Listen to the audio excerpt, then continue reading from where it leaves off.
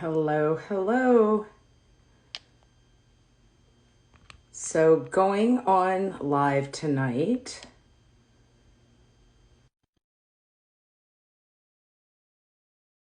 not talk about boot camp, but to talk about something that does affect all those things, which is alcohol. So, I've invited a good friend of mine, Maureen Bikvich, who is sober fit chick, and she has an amazing story to tell. Maureen, can you hear me? I can hear you. Can you hear me? I can. Okay. Okay, cool. Can you see I, me? I can. So hi, Jan. Hi, folks. So if you are on, welcome. Oh, Marine, I lost you.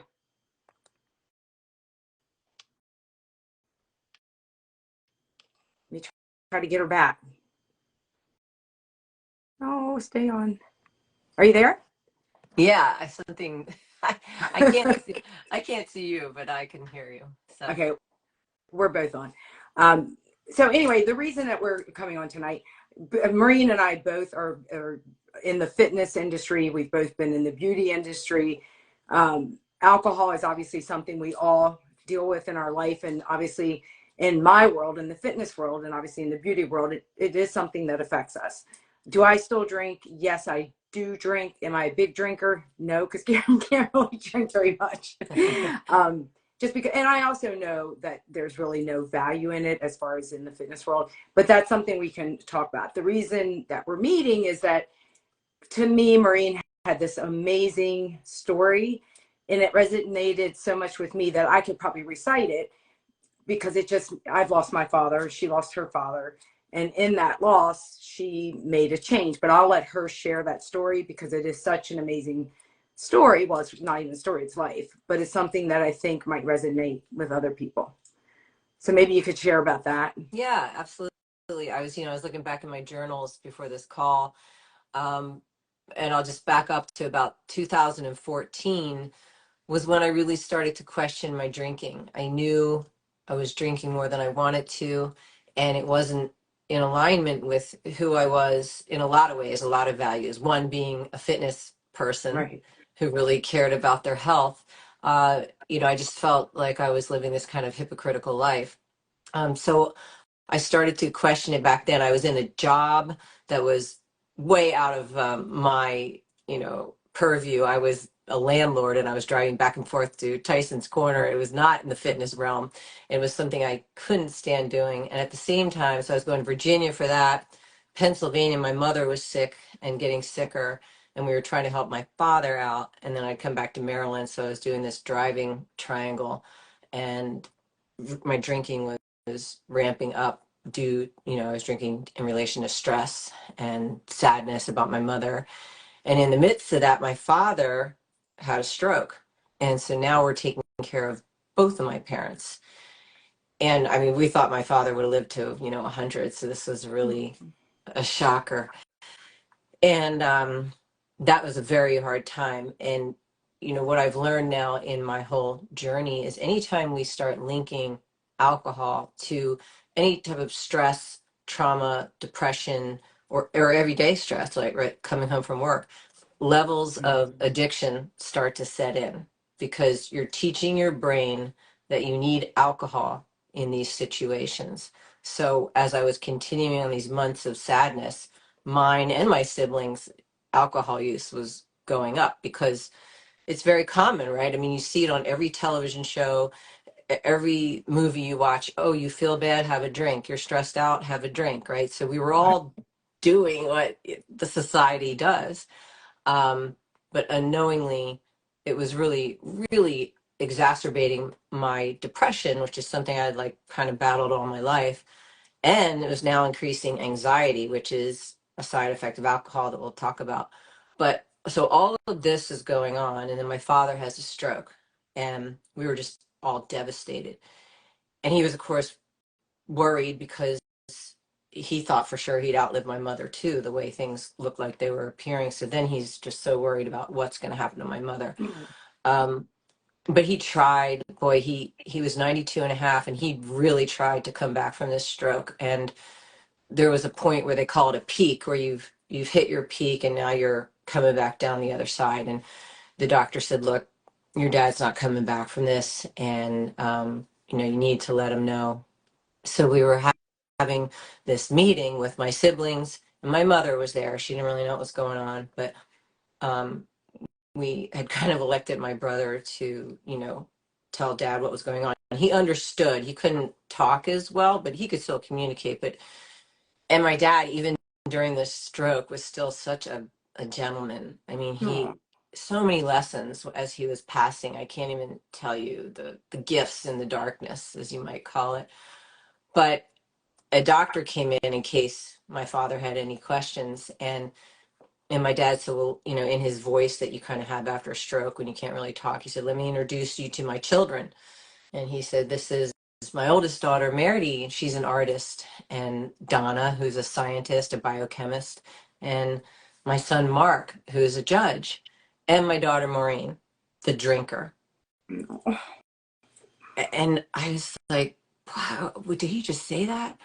And I want you to understand, after the stroke, there was no ability for him to be sarcastic or malicious or, that was him just speaking his truth. And I really actually feel it was kind of a last ditch effort, because he had expressed concern to me before the stroke that I was drinking too much. And he saw it in his way, like, babe, just have one, and babe, slow down. And yeah.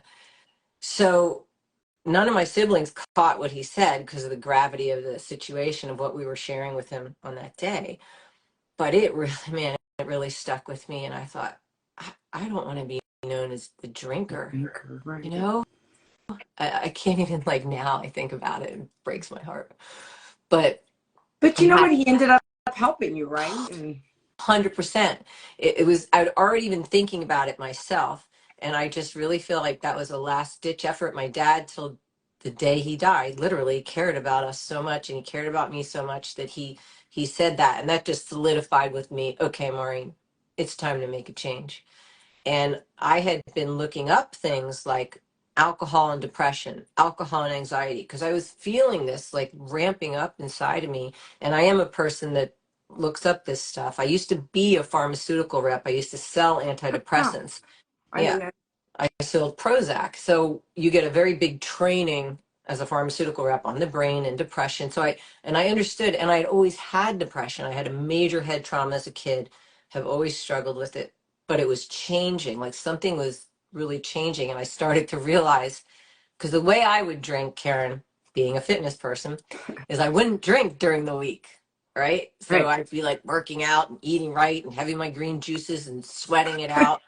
And then on the weekends, all of a sudden, Party Girl Maureen came out, and I would just get really drunk, and it would take till like Wednesday to recover, and I'd be beating myself up and shameful, and hiding out, not letting people really know how hungover I was. And in my brain, I'm like, well, at least you went to your workout, so part of, I'd been thinking about not drinking since, like I said, 2014. But part of the thing that holds a lot of people back, like it held me back, was I'm like, well, I can stop for periods of time, right? So I must not have a problem, because only the people that, can't get it together and are losing their jobs and are losing their families, they're the only people that have a problem, right? Right. But then I heard this term called gray area drinking. I was going to ask you about that. Yeah. So a woman named Jolene Park, I'm really excited. I'm taking a course from her in February, but she is a functional nutritionist, and she started to go through her own struggle with drinking and the same kind of conflict. She's like, I am a nutritionist, is talking to people about being healthy, and yet I'm doing this behavior over here, drinking more than I want to, and I can't seem to stop, but I can stop sometimes, but then I go right back to it. So she started looking into it, and you can look up her TED Talk. It's really fascinating on gray area drinking, because it's not black and white, right? It's not people, like you, like I call a unicorn, who have a drink occasionally. I just can't drink much. I can have 2 drinks and Karen's done. Right. And that's a blessing, honestly, to tell you the truth. And well, no, I just know my limits. Again, that's not a common thing for most people, to know their limits and to stick with it, right? So I'm talking about the people in the gray, the people who are high functioning, who are moms, who have jobs, who are working out, who take their children to from school, but they're drinking a lot more than they want to, and they know it. So the people I coach to and talk to are people who know they're struggling with it. It's a secret, right? They're waking up at 3 a.m, their heart's beating really fast because now the alcohol is out of their system and they're anxious. And that has to do with some chemical reactions that happen. Your body releases cortisol and adrenaline because it's trying to counter the depressive effects of alcohol. So here you are drinking for stress, but But actually it's all these stress. producing more stress. That's right. Right. So part of like coaching, what I do is when you start to understand like that little fact right there, like, wait a minute, I'm drinking for stress, but I'm actually causing the natural pharmacy in my head to release counter chemicals to fight the depressant effects of alcohol, which is two stress hormones, cortisol and adrenaline. And that's just two things. There are a lot of other chemical reactions that happen. When you start to understand that, you can start to make choices because then you start to go, okay, Do I wait, do I really really want to do I want to compound keep this? doing this? Yeah, I want to keep trying to take antidepressants and anti-anxiety medicine, which by the way, alcohol lessens the effects of those things, or do I want to try to learn how to counter this? So that's a lot of what Jolene Park talks about is that, there's neurotransmitters in your brain. GABA, you've heard of that, right? That's your natural calming one. Serotonin, which is your natural sort of upbeat one. People with depression are low in serotonin. People who are stressed out are usually low in GABA.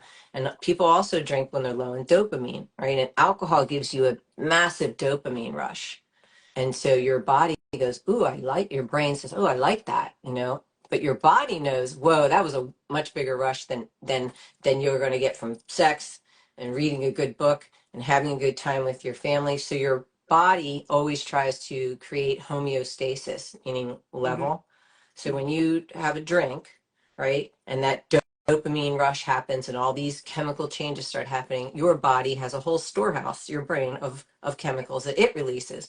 Because no matter how we dress up the alcohol, make it look pretty like a Cosmo, or Like, call it lucky bitch or mommy's wine juice, or distill it in a Kentucky bourbon barrel, your body knows it's a toxin. So alcohol is ethanol. There's no two ways about it, no matter how we dress it up, and your body knows that. So it goes into this whole chemical reaction. So over time, though, what happens is your brain chemistry changes, and you start to realize you're a person that's like, wow, everything I do has alcohol. And because you feel like you can't have fun without it, because your pleasure baseline has actually changed due to consistent drinking. thinks it needs it, right? Well, yeah, you don't get pleasure out of the things that you used to do. And it's so much more involved in that because the alcohol marketing industry knows this. So now it's like every baby shower, every kid's birthday party, every event, especially Especially in Annapolis. that's right. What do they And call probably this most town? places. A drinking town with a sailing problem, I mean, it's funny, we laugh at it, but it's also Oh kind of no, not when I moved funny. here, I was like, I grew up in the country, and to be honest with you, my parents never really. It was rare for them to drink. If you gave them a bottle of red wine, they just didn't know. They knew nothing about it. They would put it in the Right, refrigerator, and it's been there for right, 10 years. right. We just didn't grow up drinking a lot. Even in high school, I didn't. But when I moved to Annapolis, I was like, oh wow, they really do drink. Yeah. And I'm not knocking it. And No, I I don't know. think you're telling people not to drink. I think you're telling or asking people to maybe relook at their relationship with alcohol. And I Yeah, gotta be really. honest, I don't drink that much, but there are times even when I do, I look at it and say, is it serving me? In the fitness world and in the fitness arena, as far as like if your goal is to really be healthy, I mean, it serves no purpose in that realm as far as like even nutrition wise. When I macro coach people and talk about macronutrients, That's there's no value no. in alcohol at all. I mean, it could be considered a macronutrient, but it doesn't have any value to it. Right. So, and if you think about the people who are really in like fitness competitions and things like that, most of those folks don't drink. I mean, they really can't. I did two figure competitions in my 40s. and I was in the most amazing shape of my life. And I remember when my trainer, who, talked me into doing these, he's like, so the first thing you have to do is not drink. I'm like, what? No. Let me think about this. I didn't drink for 6 months and 8 months at a time, and I never felt better, but I never did the internal work of the process that I just went through, 2 years ago, to really look at why I was drinking and what my beliefs were around alcohol. Like, I'm not fun without alcohol. I can't socialize without alcohol. I can't relax without alcohol. So talk So when about you, that change as far as like, because I think going out, like how was once you decided that I'm going to be sober and or not drink anymore, how was it going back out into the social world? Were you able to do the same things you were doing? Did you have to change up friends and not, that kind of thing? How did that affect no, those that? are great questions, and those are the questions that often hold people back from making a change. Those people who internally are struggling and they know they want to make a change, that is one of the biggest fears. What will my friends think? How will I socialize? You know, what are people going? Ironically enough, alcohol is the only thing. When you say you're going to stop it, or you're going to take a break, or you don't want to do it anymore, people are like, "Why? Do you have a problem?" You just assume right off. Right? Whereas if you said, well, hey, look, I'm not going to smoke cigarettes anymore, most people are like, that's great, good for you. But there's a whole thing that happens with alcohol, because when you say that to somebody, maybe someone you drink with, you unintentionally hold up a mirror to them, and they're like, oh, wait a minute, Karen's not going to drink anymore. What does that mean about me? And I'm going to lose my drinking buddy. So yeah, I mean, there is a time period when you decide you're going to do this. And if you're like me and you knew, that's it, I got to change. And by the way, when I first started, I wasn't saying I'm never going to drink again. Like that would be self-defeating, right? I just Right. knew I needed to stop for a while. I just knew I needed to take a break and really clear my head, clear my body, and feel what it really felt like To deal with to, the yeah, for a good period of time. So at first, and as I coach people, you have to be really mindful and aware, right? So you have to be aware of what your triggers are. And so for me, going to certain restaurants where I'd walk in the door and they knew to start shaking up a martini, right. because everybody knew I drank martinis, right? That shaker was a trigger for me at first. So in the beginning, I didn't go to bars and sit at the bar. I took a step back and I did a lot of journaling and a lot of like, why do I drink? Why do I want to stop? And taking a look at those things, and really like an inventory. I at that time I was 55. Like, where do I want to be in 5 years? If I keep drinking like this, what am I going to look like when I'm 60? And I don't mean just physically, but that too. What's that going to look like when I'm 60? And I knew I didn't like what I was seeing. All right. So I did have to take a step back. And a lot of my friends, because by the way, most people are like, why are you not going to drink? You don't have a problem. Because again, we all think you got to be that person who can't keep their life together to reevaluate your relationship with alcohol. You just would see me and be like, well, Maureen likes to have a good time on the weekends. But you didn't see the dark side, where I was so depressed and anxious and beating myself up and full of shame. Like, what's wrong with you? Why can't you get your act together? Why do you always drink more than you say you're going to drink? It's because alcohol is an addictive substance. The more you drink it, and then if you The more your body. add in those situations like I'm talking about, like stress, anxiety, trauma, it gets an addictive hook on you, and it's more a psychological addiction. Okay, it's not physical. Like 10 days after I stopped drinking, I was done with the physical Part of feelings, right? it. It was all psychological, and those are where you have to start working on those beliefs and dismantle them. Is it true that I'm not a fun person without alcohol? I actually think I'm pretty funny without alcohol, and and but it took me a while to really know that. And is it true that I can't go to a restaurant and not drink alcohol?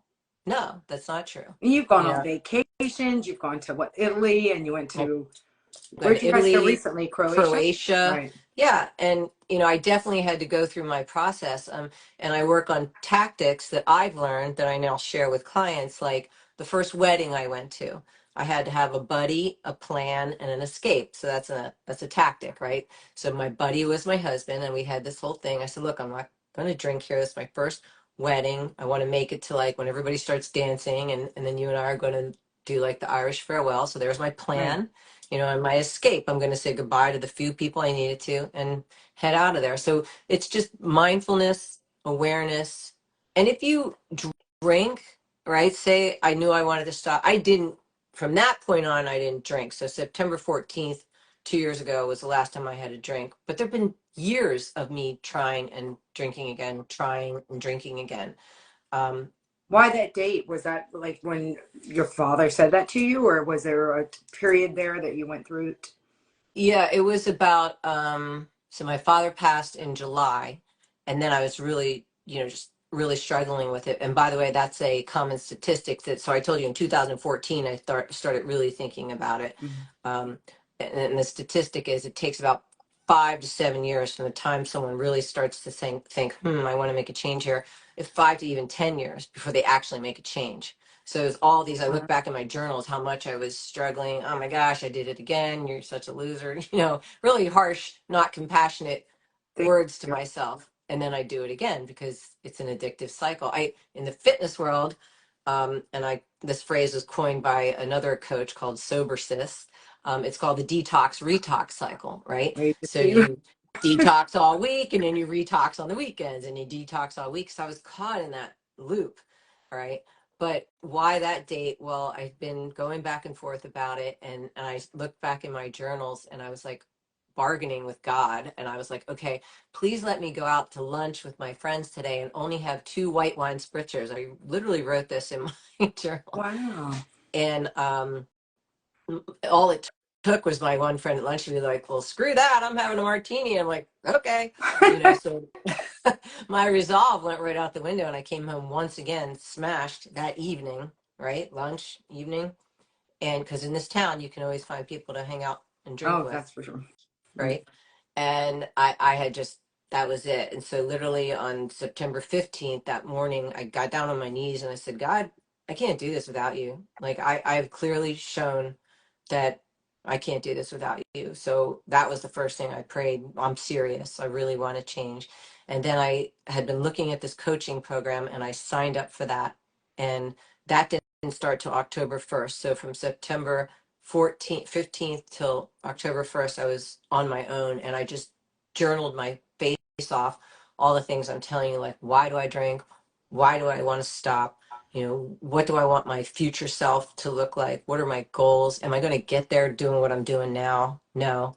And then I knew that support was coming, and then the coaching program was just incredible, just learning so much about what alcohol really does and that you can change. You don't have to label it. You don't have to call yourself an alcoholic or have stigma.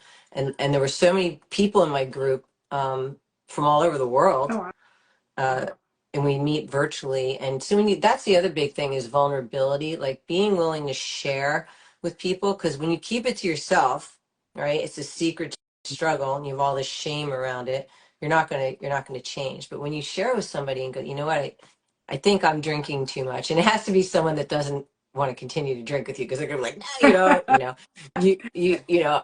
I went to my husband obviously first. I said, look, I'm gonna stop drinking for a while, and he had seen enough, and he's like, and he, even then though, he asked me, he's like, why don't you just moderate? I'm like, have you met me? Like, have you You know, seen me? maybe.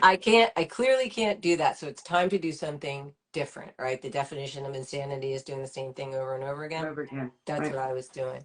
So that's just really why that date was significant, because I got on my knees and I was serious about it. And So that was it from that. you yourself went through the coaching program that you now became a coach of. Yes. Or you do Yes. the coaching. So So that two is one months. thing, guys. If you don't know, and you do, or you think you're thinking that alcohol might not serve you, Maureen does have a program that she does with one-on-one coaching, Mhm. where you're meeting with her right one-on-one through either Zoom, or do you meet in person, or is it Zoom? I have met people in person locally, Okay. if they want to, but usually it's Zoom. It's like just more Right. convenient for people. But I've got clients in California, New Jersey, and all over. That's the great thing about it. Right. But I was the kind of drinker was a binge drinker. I would binge on the weekends. And by the way, people, binge is only for ladies, 4 or more drinks in a sitting. So that's a bottle of wine. So Actually, right. binging is right. So binging is not in our mind, I think we think of college kids binging. Binging is, for women, 4 more drinks, for men 5. And people, my friends and I, we were easily doing that. Like that Might was, be on 4. yeah. Oh, I might be oh, dead. yeah. Gosh, yeah. Because your Oh my God. tolerance builds, right? Right. Your tolerance builds and it takes more to get drunk. And that's actually not a good thing, right? That's your body trying to protect you. But there's a Let's lot talk of, about the effects of it on. It's interesting. When I did my first bikini boot camp, and I didn't. For the 2 weeks we do the bikini boot camp, we don't drink, right. which is hard for a lot of people. But I remember the first time I did it. I remember a guy came up to me at the gym. This was like 10 years ago, and he's like, "Oh my God, Karen, your skin looks so good. What are you Yes. doing?" I'm like, "It must be because I'm not drinking alcohol and just eating right, whatever." But obviously, I do think it affects your skin. I 100%. do think it affects your right. Talk about that a little bit as far as the health benefits of not drinking. Or Yeah, so I've done some research on that because I was noticing at the end of my drinking, and I've always been a person to take care of my skin.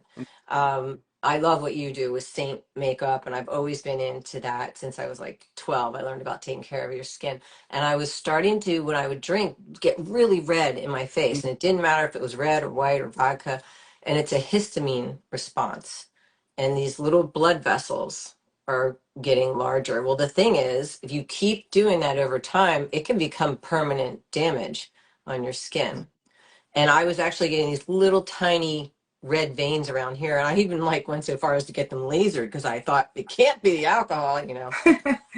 And so I spend money to change it. But then when I stopped drinking, it was amazing because things can reverse. So, right, it causes a I can never say this, histaminolytic response, right, with alcohol, no matter what kind you drink. And the more you drink it, eventually that response gets bigger and bigger. So if you're noticing your face getting red, this is a not good a good sign. thing. Right. No, it's interesting. I've been out with people before where I've noticed their faces start to, toward the end of the night, get that real red. And I'm like, oh, Yeah. that's not probably. Yeah. And it can become permanent damage too. And then the other thing, of course, is alcohol is dehydrating, right? It's a diuretic. Right. That's why people, when you're drinking, have to pee so much. And it's drying. So it dries out your skin. And you start to look like, because you're not sleeping well either, sunken hollows under your eyes. So, those things definitely affect your skin. And it's probably the first thing people start to notice. It's like, wow, your skin's looking really good and your eyes are looking brighter. Right. I just remember that guy saying that. And I was like, oh my gosh, And really? think Okay. Well, about that, right? Because you didn't right. I even mean, really like, drink I that remember much, it. It was 10 years ago, but I remember him saying it. right? So. And you obviously take really good care of yourself, and you don't even drink that much, but just by that little change, you even Right. saw Right, benefits. right. Well, I would say when I was younger, even 10 years, probably when I was married, we drank wine Mm-hmm. more like with dinner and stuff like that. I was married to an Italian, so wine was part of the deal. But again, it was like 1 or 2 Right, times a week. It wasn't a lot. We would right. never, I can't drink again a bottle of Yeah, wine. yeah. That's just Karen. Well, it's And everybody has amazing. different tolerance, right? Well, because it changes, it builds. And if you talk to most people, they're drinking more now than they were in the past. And that's how alcohol works. It creates a desire for itself because it's an addictive substance and it works on the chemicals in your brain. So it's not because you're have a moral failing or you're weak-willed, it's because the more you drink an addictive substance, the more you're going to, When I, get a level of addiction. and I'm And sure since COVID, oh, drinking has had to, right? Because I know drug use has gone up. so And a lot of my clients, said I started drinking a lot more in COVID and now I can't seem to stop. Right.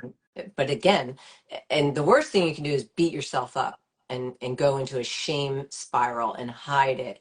The best thing you can do is acknowledge it and be vulnerable because change can only happen on the other side of awareness, right? So you start becoming aware. So the first thing I say to clients is let's get mindful about your drinking. And you might even notice interesting things like if you're so used to coming home after a day of stress at work and pouring a glass of wine, notice that you actually start to feel better before you even drink that wine. Once you start opening the cabinet, pulling out the glass, you're already starting to have that dopamine connection, right? So That's amazing, right? yeah. So it's so much more chemical than we realize. And learning that, and that you can change these deeply grooved neural pathways. I've been drinking since I was 14. Now, I didn't drink the way I was toward the end of my drinking, but it ramped up and it ramped up. And when I tied it with different circumstances over my life, like I wasn't able to have children, and there was a time period, I think that's when my drinking went to a different level. I was really depressed about that. um, and then again with my parents dying, it ramps up over time. So rarely, unless a person gets mindful about their drinking and aware, does it go back. So that's the first step, is to start really noticing when you drink, why you drink. And if you're a person that is internally, right, this isn't for everybody. Some people are like, I'm fine, I drink what I drink and whatever, great. I'm talking to the people who, like me, were having this huge internal struggle, and they were feeling bad about themselves and shaming themselves and beating themselves up, and just feeling really stuck. Feeling stuck is just not a good feeling. Place to be. Right. Yeah, so you can get unstuck. And that's what I So what does it look like as far as doing the coaching with you? Does a person reach out? Do they do a consult first and talk to you? What happens with that? Yeah, so I'm on Dog is I'm on barking. it. I got my little dog on my lap right here. I'm on Instagram a lot at Sober Fit Chick LLC. And as I said, because I was a binge drinker, I just came up with a weekend program called Your Alcohol Free Weekend Toolkit. Because like I said, I wouldn't drink during the week, and then I'd blow it on the weekends, and then I'd be in this cycle. So if you would like to check out my Alcohol Free Weekend Toolkit and checklist, it's got a mini course with 4 videos. It's like having Coach Maureen in your pocket. Oh, Yeah, so it's a free download. You can go to my Instagram and ask for that, or there's a link tree on your Instagram. You can go to my link tree or my website, www.soberfitchick.com, and you can get the free alcohol free weekend toolkit there. So you can start with that. Or you can reach out to me again through my website. There's a scheduling app, and we have a discovery call. So that's just a chat. It's like no pressure. It's for us to figure out if we're a good fit. Can I that's help great. you? Okay. Yeah. And then I have coaching packages. Like some people, I worked with the gentleman in the very beginning. He just kind of wanted to learn to moderate. So we talked about that. And actually, his son passed away during the time I was coaching him. Wow. Yeah, it's one of my first clients, and he is just a great guy. But then we focused on, okay, not drinking in response to grief. So it was very kind of a specific thing. And then I've run some group programs, and I'll be doing a dry January program if anybody wants to try that. And that's actually most of my people who when they first started, like, oh, I don't know if I want to talk in a group, and everybody, their feedback was like, I actually really loved the group. We'd meet once a week on Zoom, because you start to realize you're not alone. Right. Right. And there are Actually, I other think that'd be people. neat. I did my oldest daughter lives in Chile, in Santiago. One January, we did a meditative group with a guy out of like Denmark, but we all came together on Zoom. It was an amazing. Yeah. Like every week we would get together, and it was incredible. Yeah. So it's neat when you're with other. I don't know. I'm a person who likes to be with other Right. people. That's why I'm through fitness world. But I would think that would be something that would be good, because you're right. You see that other people are vulnerable and that they're coming forward. Why not? Right. Do it as a group. So, and with the one-on-one coaching, obviously it's a lot more personalized and specific to what you're dealing with and what you want to work on. And again, we start with like, why are you drinking and why do you want to change? And then the coaching goes from there. And the big thing is removing the alcohol part. That is not actually the hardest part.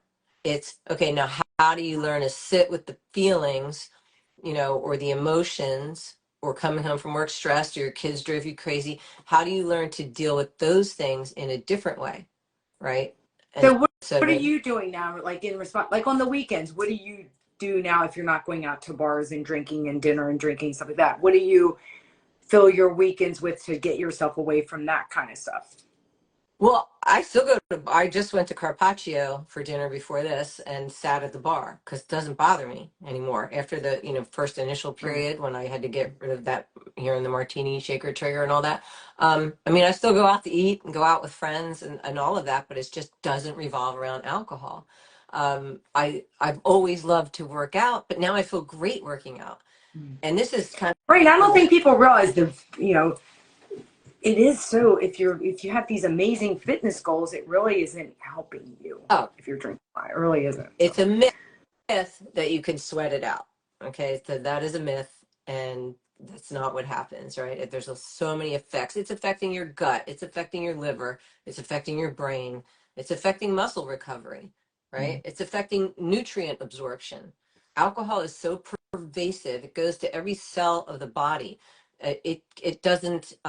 It can cross into every cell, and it does, including the blood brain barrier. A lot of drugs, get stopped by that, not alcohol. It goes to every single cell in your body. So it's linked to 7 different types of cancer. And most of the cancers, with the exception of breast cancer, are the ones where alcohol, touches you, right? So throat cancer, esophageal cancer, bowel cancer, anal cancer.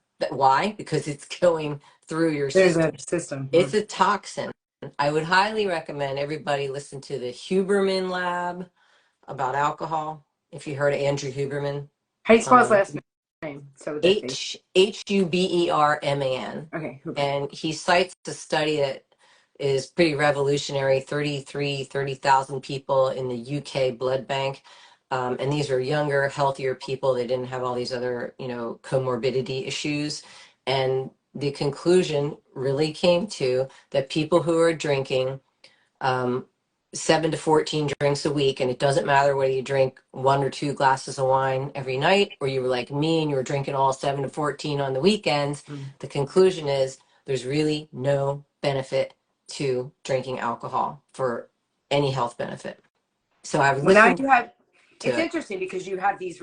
It's like everything. You get so Yeah. confused, or I'm sure people like me, but you get confused because sometimes you read these articles where they say having a glass of red wine is good for you, or having 2 glasses a night or whatever is good for you, and it really Yeah. it's not. So when you dig deeper into that, you know who's supporting those studies? I guess The, probably al- the alcohol the industry. alcohol industry. Ain't that one? Absolutely. They're very vested in having us think drinking alcohol is healthy. And there's more and more science coming out. I always like to say right now, alcohol is having a cigarette moment. Like there are more and more studies coming out that there is no health benefit to alcohol. So what I do is not about judgment or shame or stigma. It's I help people. Here's the information. Here's what's happening when you drink. Here's why you feel like crap. Here's why your anxiety is getting worse. Here's why you're not meeting your goals: fitness, nutrition, health, job, family, relational. Here's how it affects, and now you get to decide. And the biggest thing I want to say is I'm not in recovery. I don't feel deprivation. I don't look around at people and go, man, I wish I was drinking. I'm like free of it. That's why I say I'm alcohol free. I mean, obviously my title, my business is Sober Fit Chick, but I just don't want to do it. Just like I don't want to smoke cigarettes. It has no benefit. No, you're amazing. That's amazing. Oh, thank So, guys, you. if you are interested in talking to Maureen more about and doing the discovery call or joining one of her groups, if you guys go to, and it'll be linked at the top, and I'll link it. And Thank you. but the Sober Fit Chick Yeah. LLC, she's on Yeah, Instagram. uh-huh. And again, she has an amazing story, and you've just done an amazing thing for yourself, and now you're doing amazing things for others. I'm so proud of you. Well, thank you. That means a lot to me because I mean you're a big icon around here in the fitness industry, and I Well, I don't appreciate you think saying that, but I appreciate that. Thank you. Oh, you are. But Yes. guys, thank you for joining us. Maureen, thank you for doing this. Maybe we've helped somebody, or I hope maybe so. just somebody's rethinking their relationship with alcohol. Again, it's made me rethink it in just my realm of the fitness world. And again, I'm not a big drinker, but I do sometimes think, would it be nice just to get rid of it completely? Because what is it really doing? So if you're having that conversation with yourself, really reach out to her, because she's definitely an avenue, and it's a different way of doing it, right?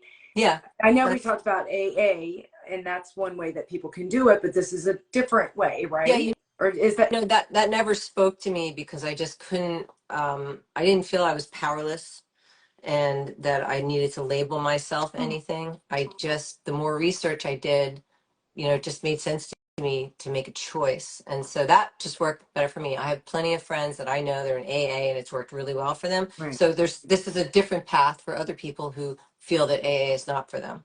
Right.